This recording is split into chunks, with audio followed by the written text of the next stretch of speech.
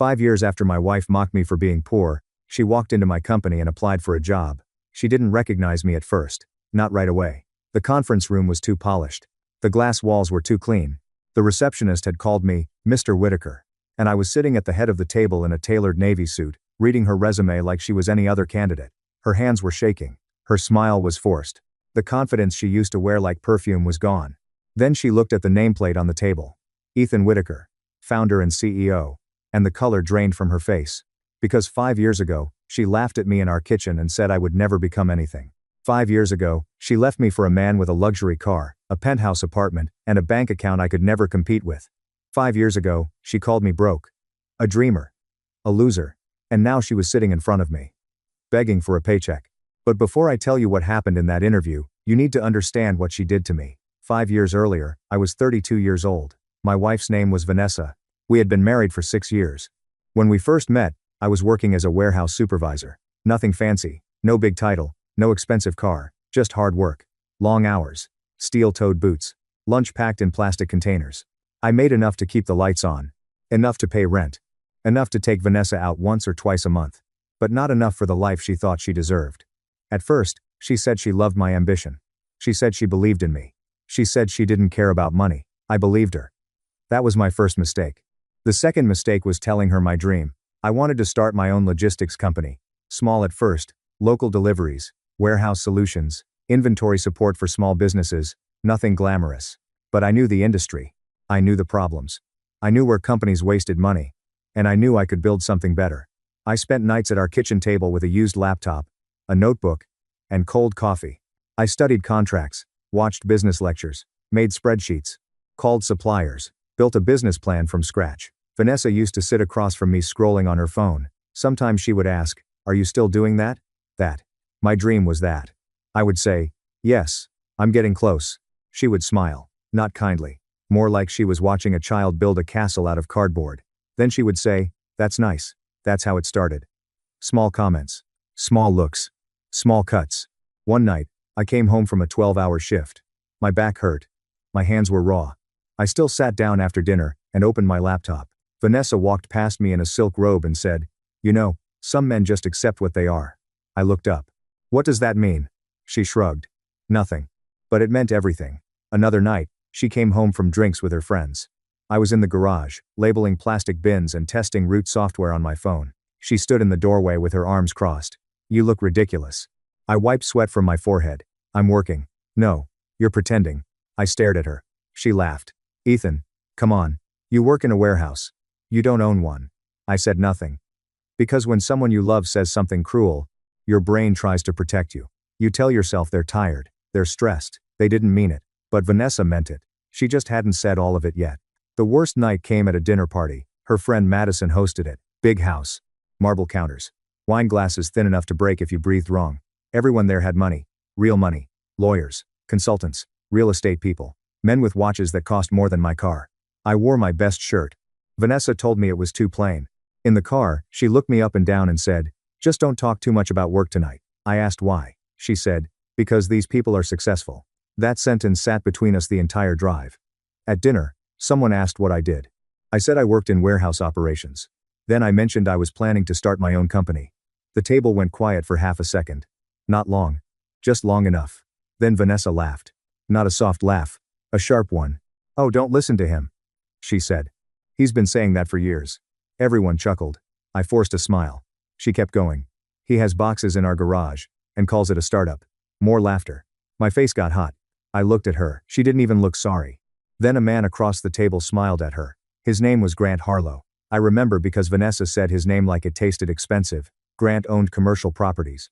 At least, that's what he told people. He wore a charcoal suit, had perfect teeth, drove a black Porsche, and spent the whole night looking at my wife like I wasn't sitting beside her. When dinner ended, he hugged her too long. She didn't pull away. On the way home, I asked, "What was that?" She looked out the window. "What was what?" "You embarrassed me." She sighed. "Ethan, I was joking." "No. You were laughing at me. Maybe because you keep talking like you're going to be some big CEO." I gripped the steering wheel. "I'm trying." She turned to me then, and said it. The sentence that stayed with me for 5 years. Trying doesn't pay bills. I didn't answer. She looked back out the window. Then added, Quieter. Grant built something real. That's the difference. I should have known that night. Maybe part of me did. The affair started soon after. Or maybe it had already started.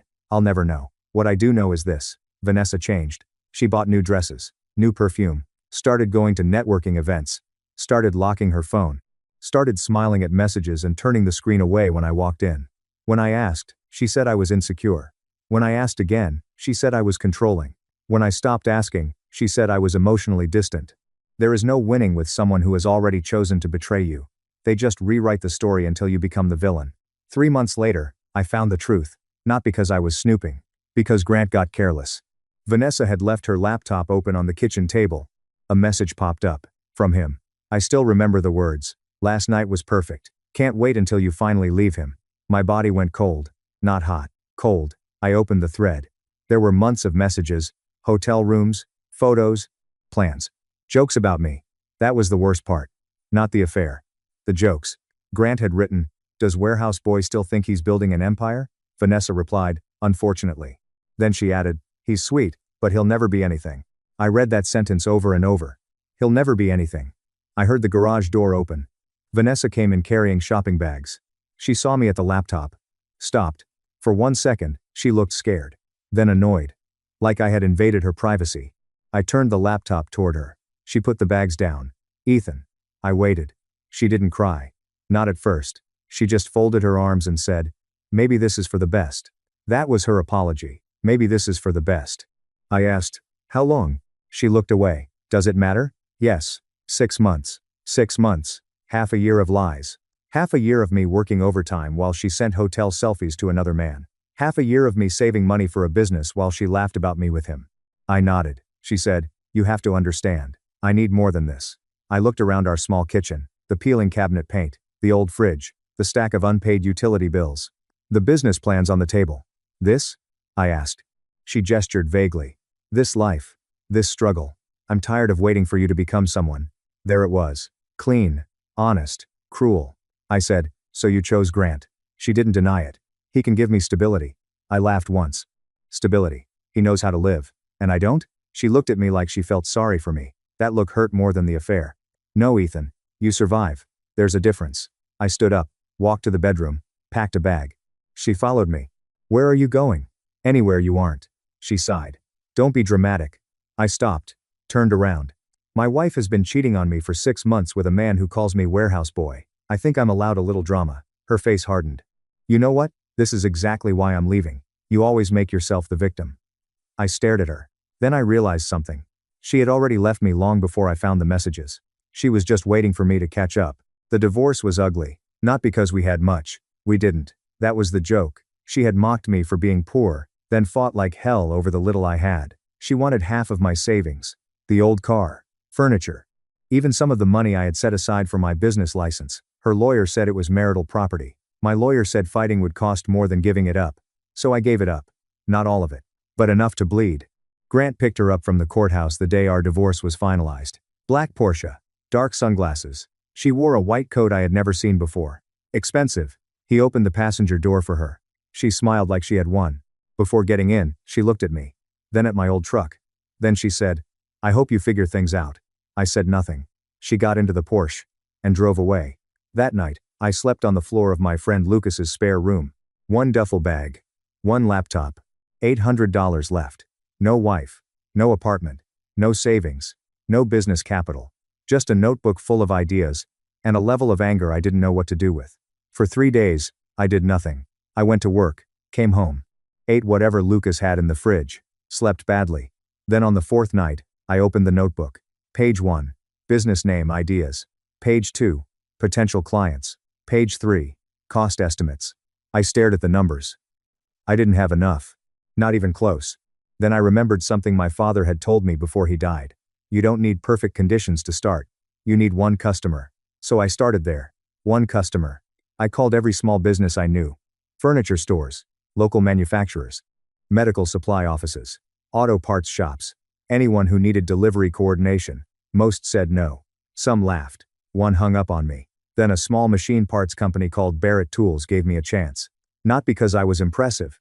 Because their regular delivery contractor had failed them twice. They needed someone desperate enough to do an impossible job by Monday. I was desperate. I rented a box truck with a credit card I should not have used. Drove 12 hours over 2 days. Delivered every crate. Documented every stop. Sent photos. Updated them every hour. The owner, Mr. Barrett, called me Monday morning. He said, "You always this obsessive?" I said, "When someone trusts me, yes." He paused. Then said, "Good. I've got more work." That was the beginning. Not a grand opening. Not investors. Not a ribbon cutting. One rented truck. One client. One exhausted man who refused to stay broken. For the next year, I worked like I was possessed. Warehouse shift from 6 in the morning to 3 in the afternoon. Deliveries from 4 to midnight. Paperwork until 2. Sleep 4 hours. Repeat. Lucas thought I was insane. He was probably right. But every time I wanted to quit, I remembered Vanessa laughing at that dinner table. I remembered Grant calling me warehouse boy. I remembered her saying, "He'll never be anything." So I kept going. By the end of year 1, I quit the warehouse. Not because I was rich. Because my business was finally making just enough to replace my salary. Barely. I rented a tiny office behind an auto repair shop. It smelled like oil. The bathroom sink leaked. The sign on the door was printed at Staples, Whitaker Logistics Solutions. Black letters. White background. Crooked tape. I loved that sign. Year 2 was harder. Growth is expensive. People think success feels like money. At first, it feels like panic. Payroll. Insurance. Fuel costs. Truck repairs. Late invoices. Angry clients. Employees who quit by text. There were nights I slept in the office because I couldn't afford to waste gas driving home. There were mornings I brushed my teeth in that leaking bathroom sink. There were weeks I paid everyone else and left myself with $30. But the company grew, slowly. Then suddenly, a regional furniture chain hired us. Then a medical equipment distributor. Then a food packaging company. I hired drivers. Then dispatchers. Then an operations manager. Lucas became my first full-time finance guy. He said, "I always knew your stubbornness would either kill you or make you rich." I said, "Let's aim for rich." By year 3, we moved into a real office. Not huge, but real. Glass door. Conference room. Break room. A sign that was not crooked. Whitaker Logistics. I stood outside the building the first morning before anyone arrived. Just looking at it. I didn't cry. But I came close. That same week, I saw Vanessa for the first time since the divorce. I was at a downtown restaurant meeting a potential client. She walked in with Grant. She looked expensive. Designer dress. Gold earrings. Perfect hair. Grant looked the same. Too smooth. Too pleased with himself. They didn't see me at first. Then Vanessa did. Her smile froze. I stood up politely. She looked me up and down. Noticing the suit. The watch. The client beside me. I said, "Vanessa." She blinked. "Ethan." Grant gave me that same smug smile. "Warehouse boy." My client looked at him, then at me. I smiled. "Grant." Vanessa's face tightened. Grant laughed like he had said something clever. I didn't react. That bothered him. "Men like Grant need you to flinch. When you don't, they get smaller," he said. "Still moving boxes?" I nodded. "Thousands of them." Then I turned back to my client. "Sorry about that." My client waited until they walked away. Then asked, "Old friends?" I said, "Old lesson." We signed the contract 2 days later. Year 4 changed everything. One of our clients got acquired by a national chain. They liked our performance. They expanded our contract. Then expanded it again. Suddenly, we were operating in 4 states. Then 6. I hired executives. Bought software. Leased warehouse space. Sat in meetings with people who used words like scalable and infrastructure. I still hated those words, but I learned them. By year 5, Whitaker Logistics had 180 employees. 3 offices. 26 trucks. And clients I used to dream about getting on the phone. I wasn't famous. I wasn't a billionaire. But I had built something real. Something stable. Something mine. I bought a house, not a mansion. A quiet brick house with a porch and trees. I bought a better truck. Not flashy, just reliable. I donated to the community college program that trained logistics workers. I hired people who needed second chances. People like I had been. Hungry. Overlooked. Tired of being laughed at. I had peace. Then one Thursday morning, my HR director, Angela, walked into my office with a folder. She looked amused. That was never good. I asked, "What?" She placed the folder on my desk. "You might want to see this applicant." I opened it. Resume. Cover letter. References. Name. Vanessa Harlow. I stared at it. Not Vanessa Whitaker. Not anymore. Vanessa Harlow. So she had married him. Then I saw the employment history. Personal assistant. Real estate office manager. Client relations coordinator. Then a 2-year gap. Then temporary retail work. Then nothing. I looked at Angela. She applied here? Angela nodded. For executive client coordinator. I read the cover letter. Professional. Polished.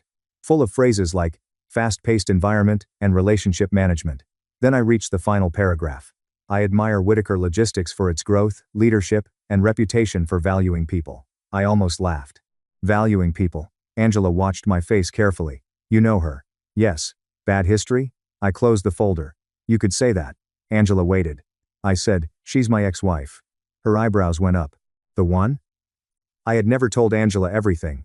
Only enough. I said, the one. Angela reached for the folder. I'll reject it. No. She paused. No. I looked at the name again. Vanessa Harlow. 5 years. Different last name. Same handwriting in the signature. No, I said. Bring her in. Angela studied me. Ethan. I'm not hiring her. I just want to hear her interview. That sounds dangerous. It's not. I'll be professional. She gave me the look people give men who say obviously false things. I said, Angela, schedule it. She sighed. You're the CEO. Yes. And this is a terrible idea. Also, yes. The interview was set for the following Tuesday. For 5 days, I thought about it more than I wanted to admit. Not constantly, but enough. I wondered if she knew. Maybe she had applied because of me. Maybe she wanted to manipulate her way back in. Maybe she didn't know I owned the company. That seemed impossible. My name was on the website. In local business articles. On LinkedIn. But then again, Vanessa had always been very good at not seeing me. Tuesday came. I wore the navy suit. Not for her. For myself. Angela sat beside me. Our operations director, Priya, sat across from us. The conference room overlooked the warehouse floor. Forklifts moving. Drivers checking routes. People working. My world. The receptionist called. Your 10 o'clock is here. Angela looked at me. I nodded. A minute later, the door opened. Vanessa walked in. For 1 second, I saw my ex-wife. Then I saw what 5 years had done. She was still beautiful. But tired. Her hair was neat, but not salon perfect. Her blouse was clean, but worn at the cuffs. Her shoes had scuffs. Her eyes had shadows no concealer could hide. She smiled at Angela first. Then Priya. Then me. Professional. Prepared. Then her gaze landed on my face. Her smile faltered. Not recognition yet. Just discomfort. Like she knew me from somewhere but couldn't place it. Angela said, Vanessa Harlow. Thank you for coming in. This is Priya Shah, our operations director, and Ethan Whitaker, founder and CEO. There it was. Founder and CEO. Vanessa turned fully toward me. Her eyes dropped to the nameplate. Ethan Whitaker. Then back to my face. And I watched her past catch up with her. Her lips parted. No sound came out. I said, Good morning, Vanessa. She gripped her folder tighter. Ethan. Angela's face remained professional. Priya looked between us and understood enough to stay quiet. I gestured to the chair. Please, have a seat. Vanessa sat slowly. Like the chair might disappear beneath her. Angela began. Vanessa, we'll be asking about your experience in client coordination, scheduling, conflict resolution, and executive communication. Vanessa nodded. Yes, of course. Her voice shook. Just a little. I opened her resume. You worked at Harlow Commercial Group for 3 years. She swallowed. Yes. Your husband's company? She hesitated. Former husband. Former. Interesting. Angela made a note. I kept my face neutral. What happened there? Vanessa looked at Angela. Then Priya. Then me. The company closed. Why? Financial issues. I nodded. What kind? She blinked. I'm not sure that's relevant. Priya said gently. For a client coordination role, understanding your experience in a high-pressure business closure can be relevant. Vanessa nodded quickly. Of course. There were cash flow problems. Some bad investments. Grant made decisions I wasn't involved in. Grant made decisions. Of course. The blame had moved. I asked, were clients affected? She looked at me. Yes. Were employees affected? Yes. Were vendors paid? Her jaw tightened. I was not responsible for the finances. I leaned back. No one asked if you were. Silence. Angela moved to safer questions. Vanessa answered well. I'll give her that. She knew how to speak, how to smooth edges, how to make chaos sound like experience. She talked about managing calendars, handling difficult clients, preparing proposals, coordinating events. She was polished, but every so often, her eyes flicked to me, like she was waiting for the blade. She knew it was coming, so did I. Near the end, Angela asked, why Whitaker Logistics? Vanessa inhaled. I've followed the company's growth. I doubted that. It has a reputation for discipline and integrity. That word. Integrity. I almost smiled. She continued. I'm looking for a stable environment where I can contribute meaningfully. I folded my hands. Stable. She looked at me. Yes. That word matters to you? Her face tightened. Angela glanced at me. Warning. I ignored it. Vanessa said, stability matters to everyone. I nodded. I agree. Then I closed the resume. One final question. The room went still. Vanessa sat straighter. I said, tell me about a time you underestimated someone and later realized you were wrong. Angela looked down at her notes. Priya looked out the glass wall. Vanessa stared at me. Her throat moved. That's a broad question. Yes. She forced a smile. I suppose we all misjudge people at times. Specific example, please. Her fingers tightened around her pen. She looked at Angela. Angela said nothing. She looked back at me. Finally she said, I once underestimated someone close to me. Why? She swallowed. Because I judged them by where they were, not where they were going. For a moment, the room was quiet. That was almost honest. Almost. I asked, what did that cost you? Her eyes shone. Everything. I let the silence sit. Then Angela closed her folder. Thank you, Vanessa. We'll be in touch. Vanessa stood too quickly. Her chair scraped the floor. She looked at Angela. Thank you. Then Priya. Thank you. Then me. She opened her mouth, closed it, then said, Ethan, could I speak to you privately? Angela said, that's not appropriate during the interview process. Vanessa nodded. You're right, I'm sorry, but her eyes stayed on me. I said, anything relevant to the role can be said here. Her face reddened. It's not about the role. Then no. She flinched, just slightly. The old Vanessa would have been angry. This Vanessa looked desperate. She nodded again. I understand.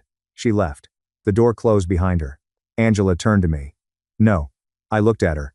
I didn't say anything. You're thinking something, Priya said. For what it's worth, she's qualified. Angela glared at her. Priya raised both hands. I'm just saying. Angela looked back at me. You cannot hire your ex-wife as some emotional experiment.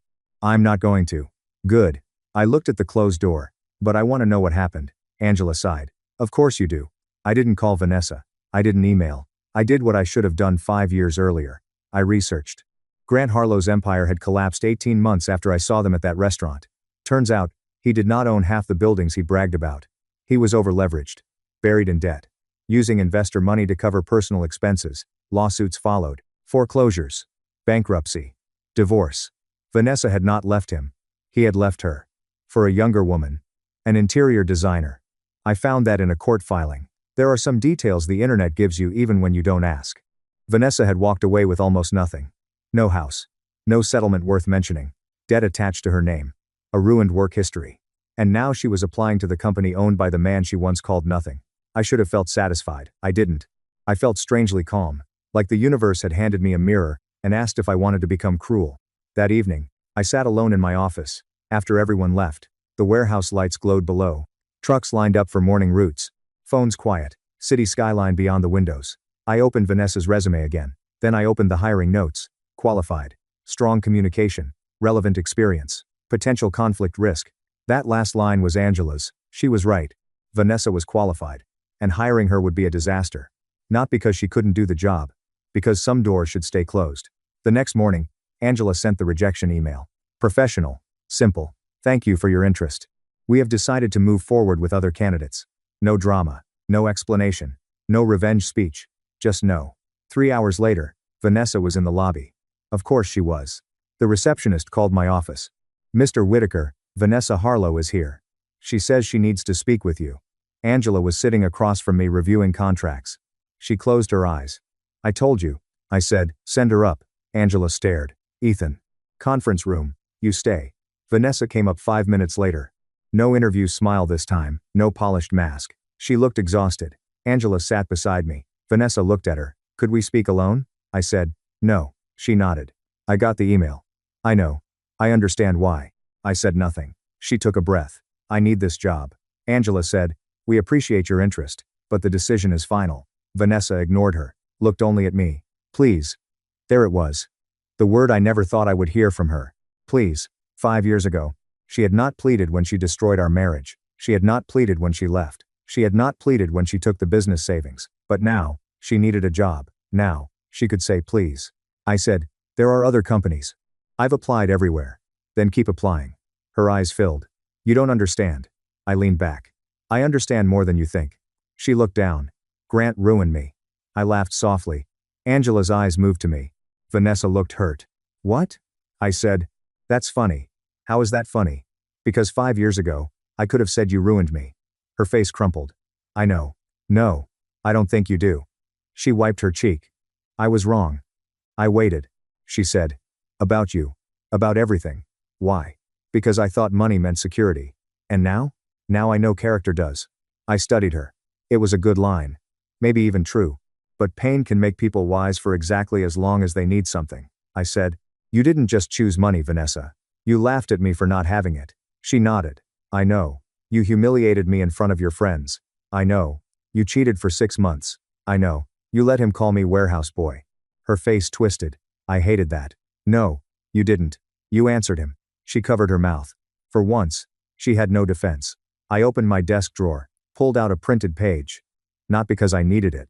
Because I had kept it. The message. He'll never be anything. I slid it across the table. She looked at it. Her face went white.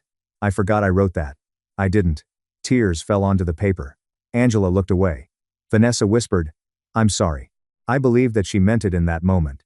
But sorry does not rebuild what someone enjoyed destroying. I said, I accept that you're sorry. She looked up quickly. Hope. Dangerous thing. I continued. But I'm not hiring you. The hope died. Ethan. No. I'm not asking for special treatment. Yes, you are. I'm qualified. You are. Then why? Because I don't owe access to people who mocked me when I had nothing. She sat back like I had slapped her. I kept my voice calm. This company was built during the years you laughed at me. It was built with the money you tried to take. It was built on nights when I slept on a floor after you left. You don't get to walk into it now and ask it to save you. She cried quietly. No performance. No big sobbing. Just defeat. Angela said nothing. Vanessa whispered, I have nowhere to go. I looked at her. 5 years earlier, that sentence would have broken me. Now, I understood it was not always my job to become someone else's shelter. I said, I know a recruiter. She blinked. What? I'll have Angela send you contact information for a recruiter who works with administrative placements. I'll authorize her to say you interviewed well. Nothing more. Angela looked surprised. Vanessa looked more surprised. You would do that? Yes. Why? I stood. Because I'm not Grant. She cried harder. I walked to the door. The meeting was over. She stood too. Ethan. I turned. She wiped her face. Did you ever love me? I stared at her for a long moment.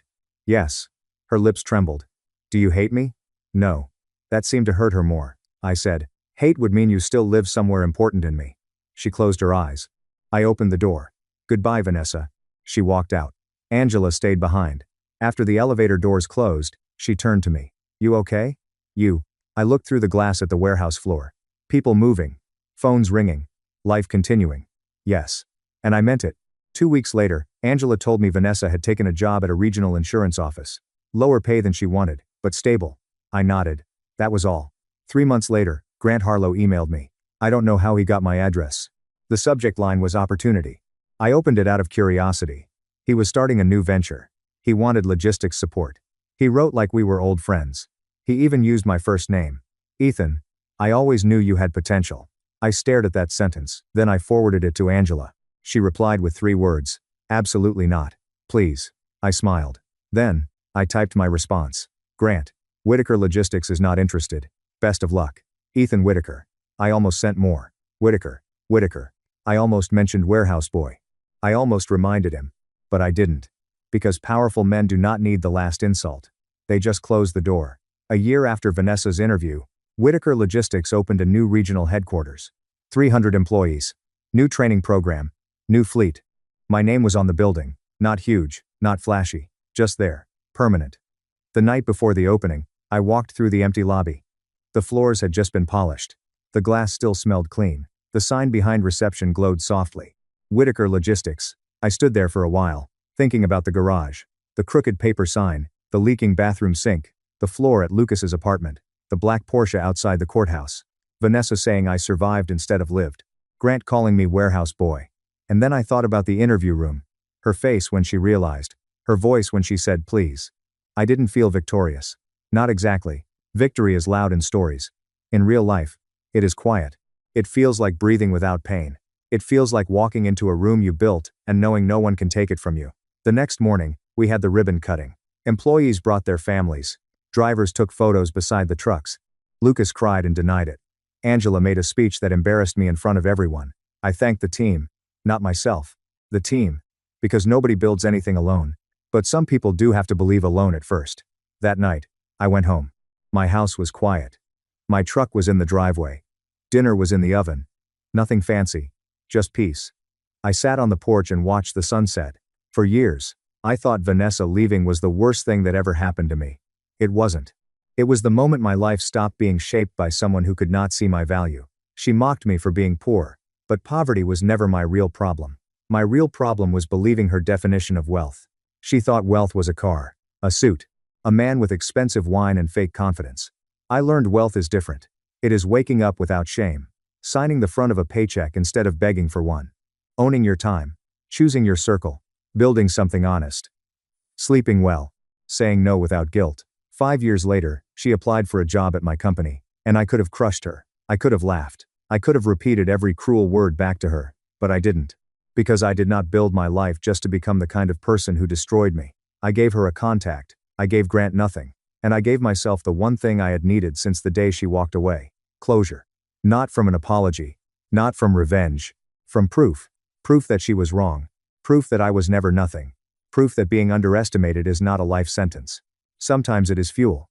Sometimes it is freedom. And sometimes, 5 years later, the person who mocked your empty pockets ends up sitting across from you, asking for a chance, not knowing the chance they lost was never the job. It was you.